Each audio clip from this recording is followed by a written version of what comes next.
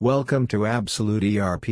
In our previous video, we showed you way to create production process. In this video, we will walk you through how to create parameters of your items, like finished good, raw material, semi-finished goods. You able to define main purpose to define the parameter of item.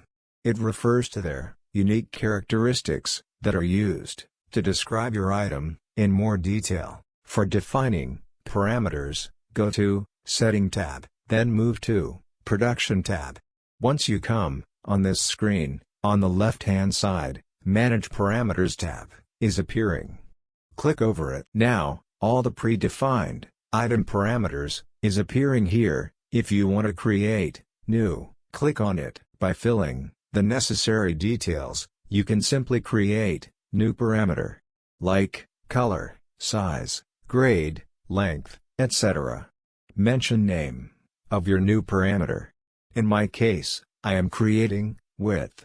In case your parameter change the quantity of your raw material, then check the desired box. You can more classify your parameter, define their code and value, create a number of code and value. Just click plus option, click save, and your new parameter has been created. This is the main screen. You can search your created one. In case you able to edit or delete it.